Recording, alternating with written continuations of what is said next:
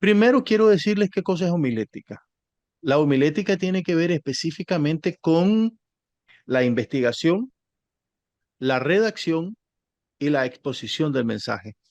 De eso se encarga la homilética. Es una disciplina teológica pastoral que se encarga de investigar, redactar y exponer un sermón.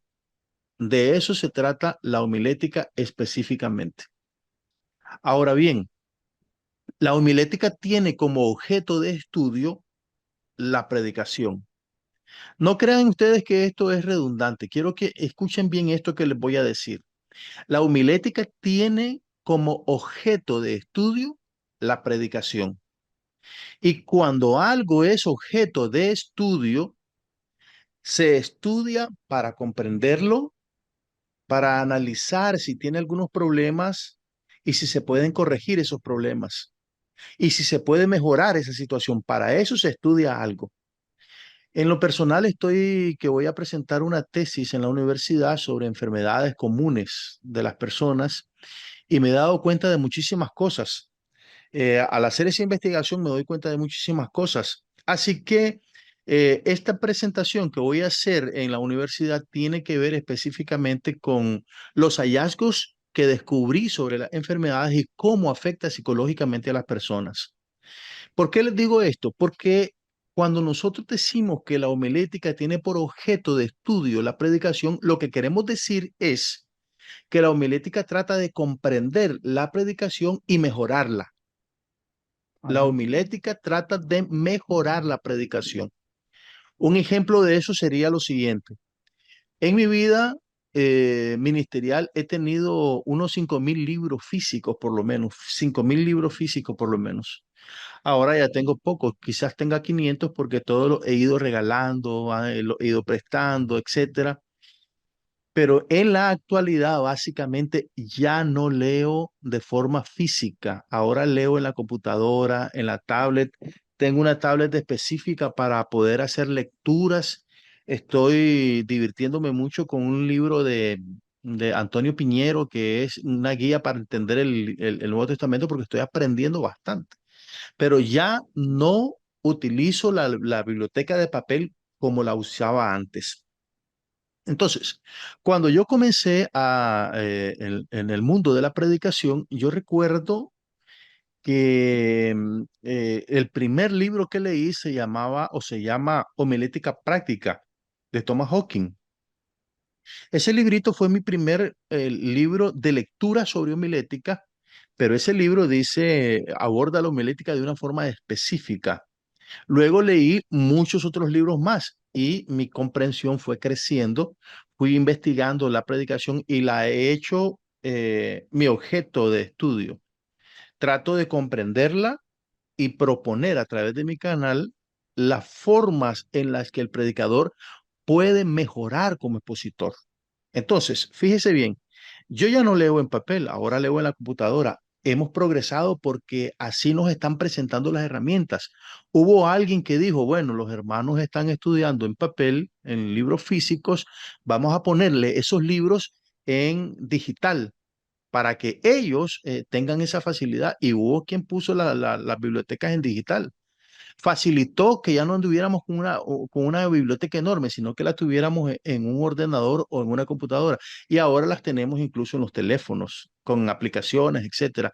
Las cosas han ido cambiando. Entonces, los investigadores, los homiletas nos han ayudado a poder facilitarnos el ministerio de la predicación, nos han facilitado la predicación y nos han ayudado evolucionando las herramientas porque Amén. las estudiaron y mejoraron las herramientas. A eso me estoy refiriendo cuando digo que la homilética hace de la predicación el objeto de su estudio. Entonces, la homilética trata de comprender la predicación en su historia, en sus formas, en sus aplicaciones, y si hay algo que mejorar, lo hace.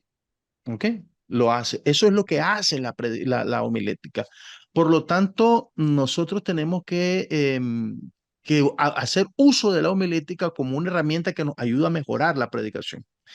Bueno, fíjese, voy a tratar de amarrar bien el último este último ejemplo que di. Y yo leía en papel, luego leía en la computadora, después vino la era del Internet. Y cuando recuerdo hace muchos años, puse en Google una búsqueda del Espíritu Santo, me dio 800.000 resultados como en 30 segundos. Eso fue hace rato, hace mucho tiempo. En la actualidad, eso ya no son 800.000, son varios millones, creo 6 millones de resultados me dio la última vez en menos de medio segundo. Entonces, ahora las investigaciones que hago utilizando Internet se han multiplicado los resultados de una forma increíble. Y no se diga ahora en la época de la inteligencia artificial, que la inteligencia artificial es un boom increíble que ustedes no tienen idea de la capacidad de la inteligencia artificial para ayudarnos a mejorar nuestro ministerio de predicación. Antes se usaba, por ejemplo, y se sigue usando una biblioteca electrónica carísima, carísima, la venden carísima, vale más de $1.000 esa. No voy a decir el nombre específicamente, pero hay una biblioteca electrónica carísima, hay unas que son gratuitas, pero ya no necesitamos ese tipo de bibliotecas porque teniendo la inteligencia artificial, nosotros podemos hacer cualquier consulta. Entonces, ha venido evolucionando el mundo del estudio, de la predicación y ha mejorado las herramientas para que nosotros las tengamos a disposición. Amén. Esas dos definiciones quiero que ustedes se la queden muy claro porque les puede servir para mejorar en su ministerio de predicación. Bueno, ahora vamos a pasar a lo siguiente. Ya dijimos que es homilética, ya dijimos cuál es el objeto de estudio. Ahora vamos a hablar acerca de los tipos de sermones. Los tipos de sermones son tres, los que yo conozco. Son el sermón textual, el sermón expositivo y el sermón temático. Hay otras personas que mencionan otro tipo de sermones. El sermón sinfónico, estaba diciendo Samuel Vila en su librito de homilías, sermón sinfónico, sermones biográficos, sermones históricos. Ese tipo de sermones caben dentro de la categoría de sermones temáticos. Caben en la categoría de sermones temáticos. Esos sermones se pueden sencillamente dejar ahí en ese grupo de sermones.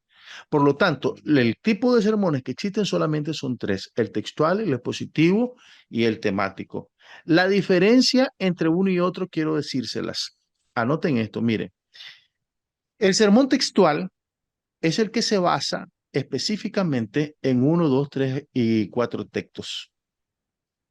Quiero decir que la porción en la que se basa el sermón textual es breve, pequeña la porción.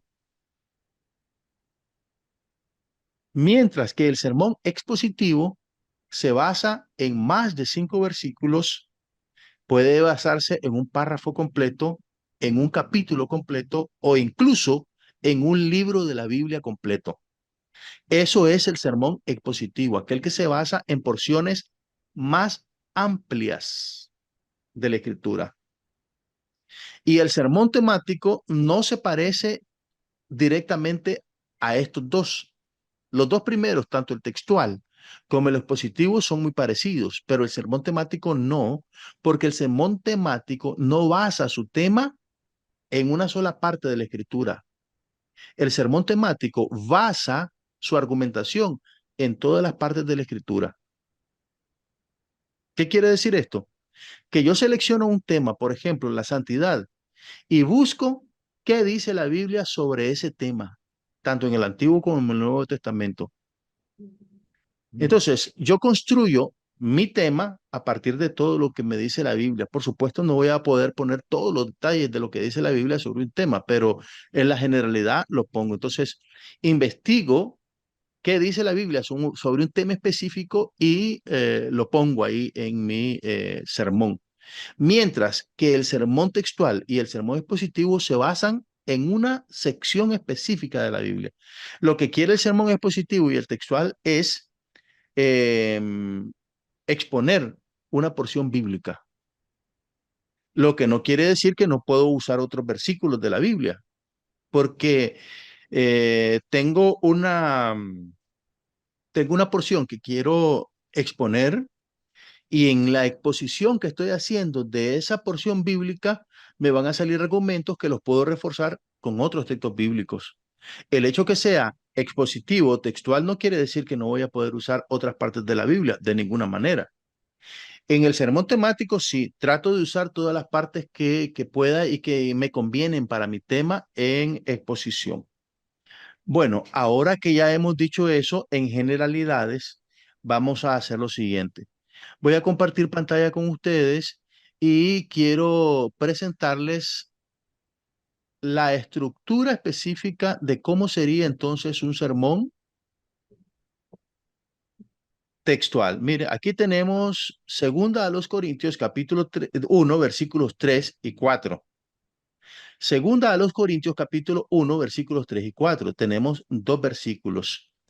En mi entender, y esto quiero aclararlo porque hay gente que dice otra cosa. En mi entender, el sermón textual se puede basar hasta en 4 versículos, pero que sea una porción breve de la escritura. Eso es a mi entender. Hay expositores que dicen que se basa en 1 o 2 versículos. Yo por mi parte pienso que el sermón textual se puede basar hasta en 4 versículos bíblicos. ¿Y por qué? La razón es que hay porciones bíblicas breves que tienen unidad temática en sí y podemos construir el sermón solo basado en esos versículos porque son suficientes. Voy a explicar lo siguiente. La unidad temática a la que me refiero es que en 2, 3 o 4 versículos bíblicos perfectamente se comienza un tema y se termina ahí mismo. El tema ni viene de otro lado ni pasa para los otros versículos. Sencillamente en los versículos que escogimos, ahí el tema se abre y se cierra. Está completo el tema solo usando esos breves versículos, esos pocos versículos. Por lo tanto, mi razón para decirte que el sermón textual se puede basar en 1, 2, 3 y 4 versículos es ese. Lo que se requiere del sermón textual es que los versículos que nosotros seleccionamos para exponer tengan unidad temática, es decir, que hablen de un solo tema y que lo podamos desarrollar sin que queden cabos sueltos. ¿Ok? Amén. Le voy a hacer una recomendación. En mi último video sobre homilética, estuve hablando de las perícopas. Una perícopa es una unidad literaria con sentido completo. Eso es una perícopa. ¿Qué quiere decir? Que la perícopa no necesita del resto del contexto para darse a entender o para comprenderla, como aquel pasaje que dice, no echéis la perla a los cerdos, porque se pueden dar vuelta y atacarles a ustedes. Ese versículo está como puesto ahí en ese contexto y ese versículo no tiene relación con el resto de los versículos o el contexto en el que está, simplemente porque los evangelios fueron construidos o redactados de muchas porciones que andaban circulando y se agarraron esas historias, esas parábolas, esos dichos de Jesús, se agarraron, se recogieron y se pusieron de cierta forma ordenada en lo que ahora nosotros conocemos los evangelios. Y es por eso, por ejemplo, que encontramos perícopas como esa. Ustedes son la sal de la tierra, ¿verdad? La sal, si pierde su sabor, eso es una perícopa, que son textos que por sí solos se pueden comprender. Entonces, esto lo digo ¿por qué?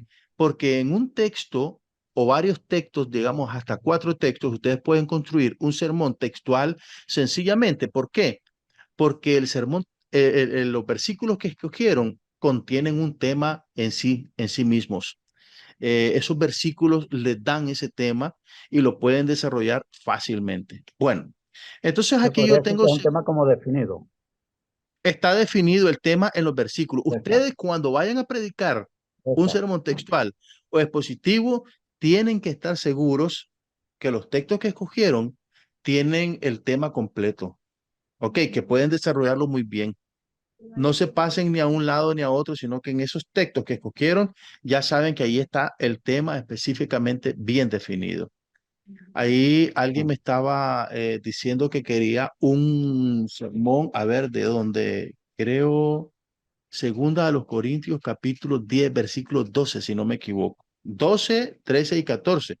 Pero cuando leímos esos versículos, nos dimos cuenta que esos versículos están amarrados con todo el capítulo. Por lo tanto, ahí valía la pena no solamente predicar de sus versículos, sino echar mano de todo el contexto del capítulo. ¿Ok? Entonces, Claro. ustedes tienen que fijarse muy bien que los versículos que seleccionen tengan contenido el tema específico que quieren presentar. Antes de comenzar con Segunda a los Corintios, vamos a hacer un bosquejito porque quiero ir de forma directa a lo que sería la redacción. Recuerden que homilética se encarga específicamente de la redacción del sermón. Por lo tanto, lo que yo voy a enfatizar en estas tres clases que vamos a recibir es la redacción del sermón. Aquí tenemos entonces Segunda a los Corintios 1, 3 y 4, pero antes de eso quiero decir lo siguiente. Fíjese, esto que voy a decir es sumamente importante. Un bosquejo tiene 6 partes. Título,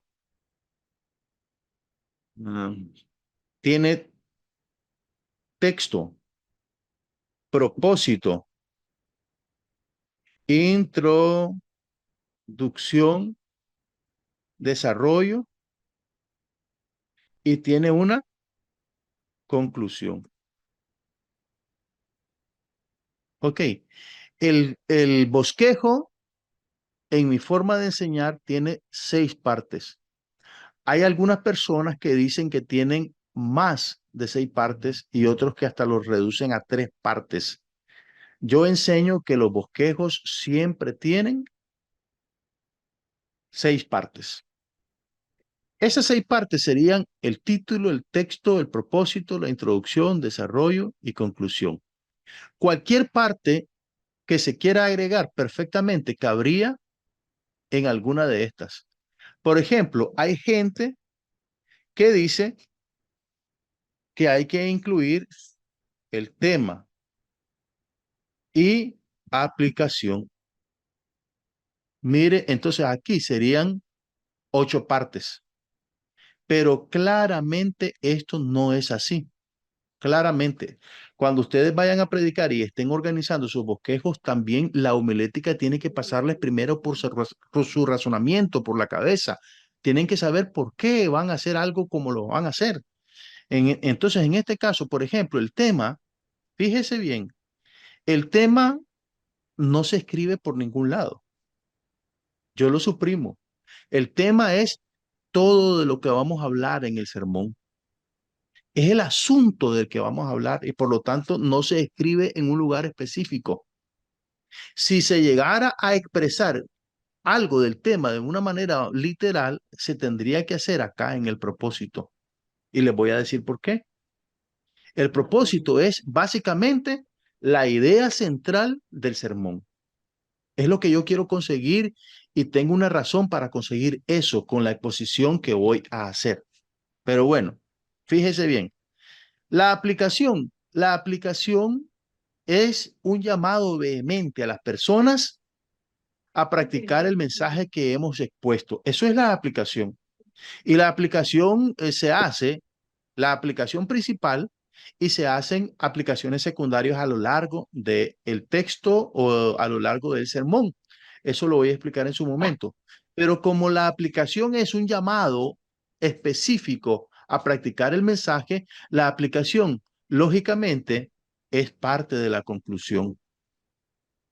Entonces, yo tengo acá que el bosquejo de sermón debe tener específicamente 6 partes. Y si hay alguna otra, como estoy comentando anteriormente, se debe incluir en cualquiera de estas partes. El tema está contenido en todo el bosquejo, en todo el sermón, pero principalmente podríamos verlo reflejado en el propósito, como acabo de decir. El título no es el tema. El título es el nombre del sermón que vamos a predicar. Es el nombre del sermón que vamos a predicar. Yo siempre pongo este ejemplo, por ejemplo, Dante tiene un famoso sermón que se llama Bailando con la más fea. Ese es el nombre, pero el tema tiene que ver con Lea, con Raquel, con Jacob, tiene que ver con esos personajes de la Biblia y el sufrimiento de esa mujer. Pero el título que él seleccionó, el nombre que él seleccionó fue Bailando con la más fea. Entonces, el título no es el tema. El título es el nombre del sermón. El tema es el asunto del que vamos a hablar en el sermón. El propósito. No, el propósito, vamos a explicar un poquito. Entonces, mire, el título es el nombre del sermón. Puede ser que yo prepare un sermón sobre el tema de la santidad. ¿Cuál es el tema? La santidad. De eso voy a hablar en mi sermón. Pero no le voy a poner como título la santidad. Le voy a poner de otra forma. Eh, la cualidad para poder ver a Dios. Le podría poner así. Ese es el nombre. La cualidad para poder ver a Dios. Pero el tema de que voy a desarrollar es la santidad. Por lo tanto, no vaya a confundirse usted con título y tema. El título puede reflejar el tema, pero no es el tema, es solo el nombre del sermón. Luego tenemos el texto. Aquí quiero hacer una aclaración. En el sermón textual y en el expositivo tenemos textos específicos que vamos a exponer en nuestro sermón. Seleccionamos un texto, por ejemplo, en este caso queremos hacer un bosquejo de 2 Corintios, capítulo 1, versículos 3 y 4. Entonces el texto es lo que va acá, mire esto. Pero en el sermón temático, lo que podemos hacer es poner un texto de ilustración, pero el sermón temático no se basa en un solo texto, se basa en muchos textos de la Biblia porque los argumentos los andamos buscando por todos lados de la Biblia. ¿Ok? Ahora, de todos los versículos que vamos a usar en ese bosquejo, podemos seleccionar el que más represente a nuestro tema para ponerlo acá como texto ilustrativo, pero no es directamente el texto en el que se basa el sermón, porque en ese caso sería o un sermón textual o un sermón expositivo, pero el sermón temático no se basa en una sola parte de la escritura, se basa en muchas partes de la escritura. El propósito es la idea central sobre la cual se construye un sermón. ¿Por qué? Porque es la verdad que yo encontré y que quiero comunicarle a los hermanos en ese sermón. Ayer, por ejemplo, me tocó predicar acerca de la prosperidad que Dios quiere darnos, que está basada en la obediencia a su palabra.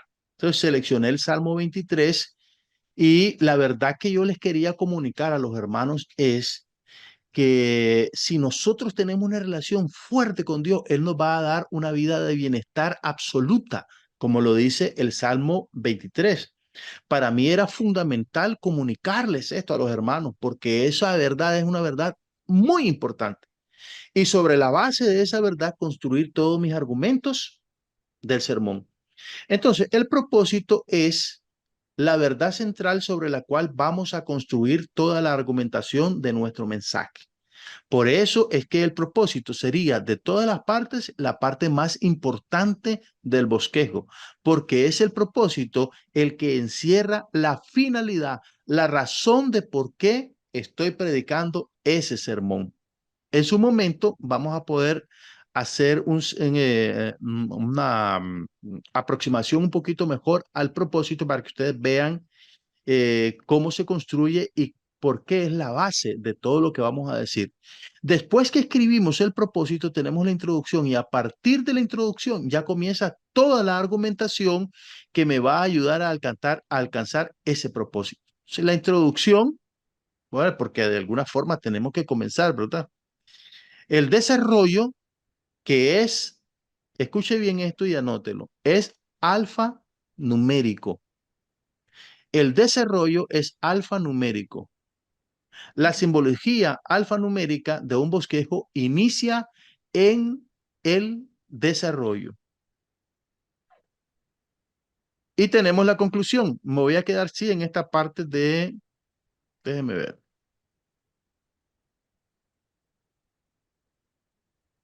Voy a quedarme en esta parte del desarrollo porque quiero decirles lo siguiente ahora.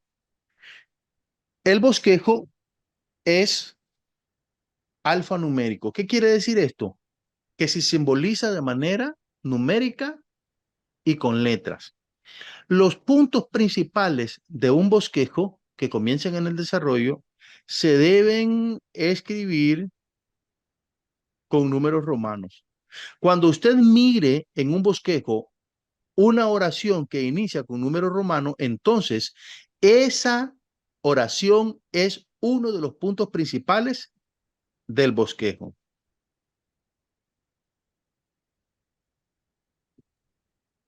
¿Ok? Cuando usted mire en un bosquejo los números romanos, usted está delante de las ideas principales del sermón. Después, después de las ideas principales, tenemos las ideas secundarias. ¿Qué son las ideas secundarias? Son las explicaciones de cada punto principal. Cada punto principal va a tener sus explicaciones. En este caso, las ideas secundarias que se van a marcar con letras mayúsculas. Vea. ¿Ok? Luego tenemos los incisos o ideas de tercer lugar que se marcarían con números arábigos. Miren, así se marcaría. Y luego tenemos las ideas que se llaman subincisos o ideas de cuarto lugar, que les llamo yo, que sería con letras, a ver, perdón, con letras minúsculas. Ay, señor.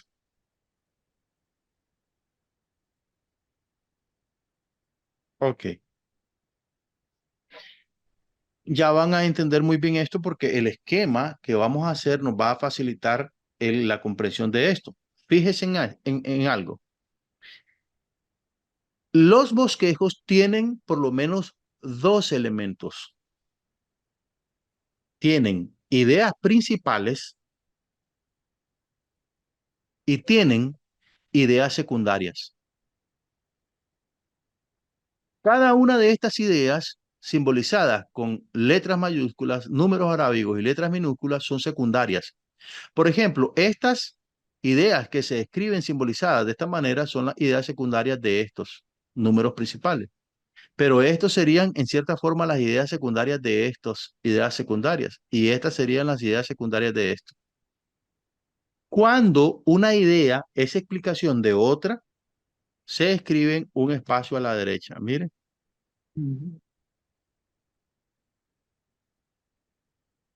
¿Ok? Entonces, ¿qué quiere decir esto? Este espacio está diciéndome, me está diciendo de forma literal que este grupo o estas ideas que están marcadas simbólicamente con letras minúsculas corresponden a explicaciones de esta, porque esta está más a la izquierda y esta está más a la derecha de esta. Quiere decir que esto es una explicación de esta y esta es una explicación de eso. ¿Ok? Entonces, en el bosquejo nosotros encontramos ideas principales e ideas secundarias. Las ideas secundarias siempre van a ir un espacio a la derecha con relación a la idea que explican. Y ahora, dicho todo esto, que es, digamos, lo general de la homilética, lo más en general que les puedo hablar, vamos a tratar de organizar este bosquejito. Vamos a quitar esto de acá.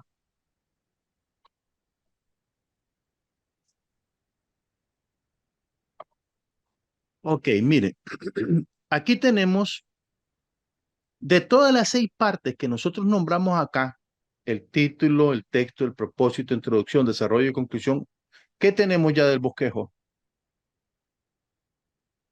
¿Qué es lo que tenemos? Del bosquejo tenemos texto. Sí, solo el texto tenemos. Ujú. Solo el texto tenemos. Cuando usted va a comenzar a escribir su bosquejo de sermón, por lo menos debe tener el propósito y el texto o el texto y el propósito. Esas dos cosas por lo menos debe tener. Muy bien, por lo menos debe tener esas dos cosas. Ahorita pues tenemos el texto. Y tenemos ese texto porque este texto contiene una de las cosas más hermosas que puede decir la Biblia.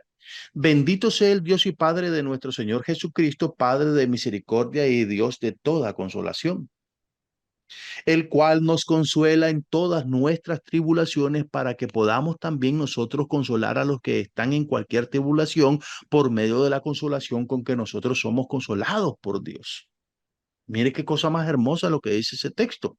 Dice que Dios nos consuela con toda consolación y lo hace para que nosotros podamos asimismo ayudar, consolar a otros que están en necesidad. Por lo tanto, acá ya tenemos que la idea central de este texto es la consolación, la empatía de Dios. Ah, bueno, entonces hablando de empatía, le vamos a poner un título. Me gustaría ponerle empatía divina. Así le voy a llamar a em, a ver, así le voy a llamar a este texto o a este sermón. Mire, empatía divina le vamos a llamar. Qué lindo es. Amén. ¿Ve?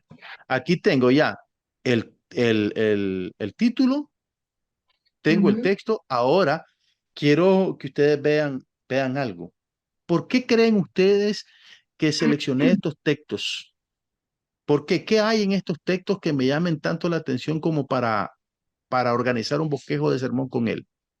Bendito sea el Dios y Padre de nuestro Señor Jesucristo, Padre de misericordia y Dios de toda consolación, el cual nos consuela en todas nuestras tribulaciones para que podamos también nosotros consolar a los que están en cualquier tribulación por medio de la consolación con que nosotros somos consolados por Dios.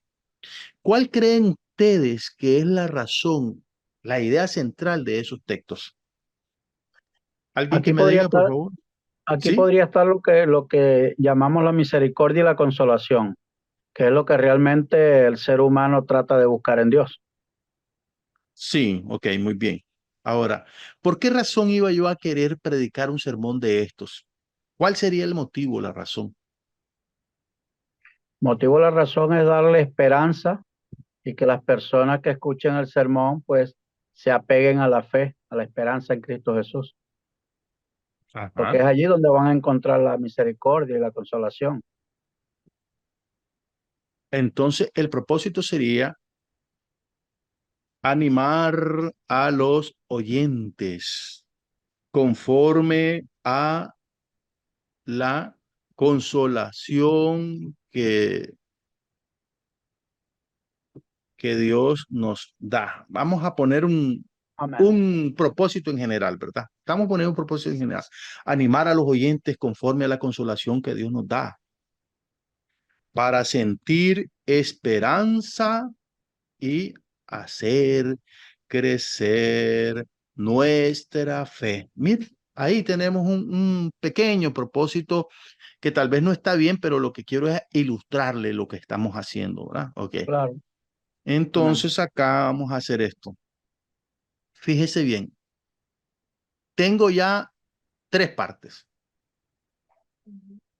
Tengo de las seis que tiene el bosquejo, tengo tres. Empatía divina es el título.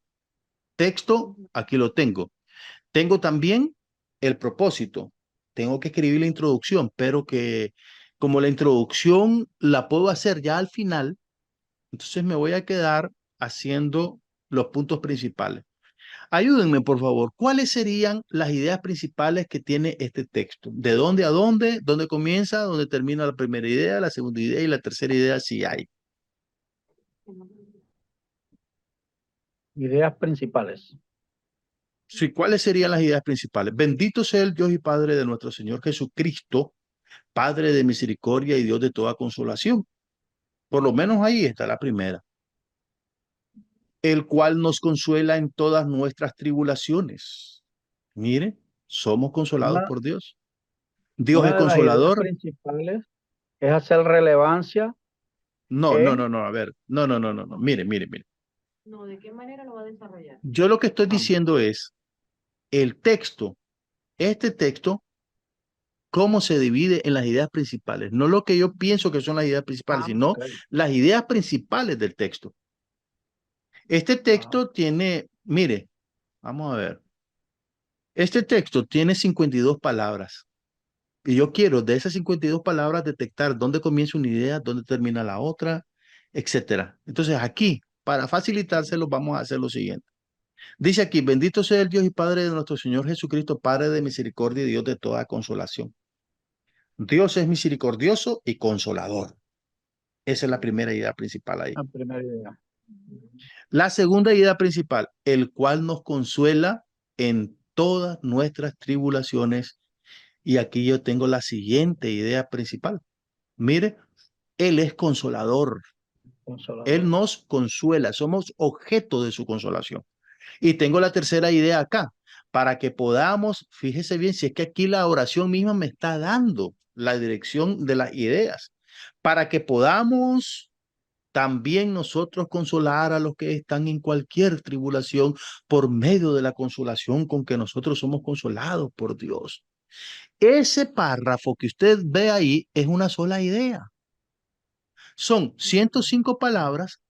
A ver, ¿cuántos son? A ver, son 25 palabras, pero en las 25 palabras se pueden resumir es para que nosotros consolemos. Mire, lo voy a condensar de esta manera. Esta primera parte sería mi punto principal 1. Recuerden que las ideas principales se marcan con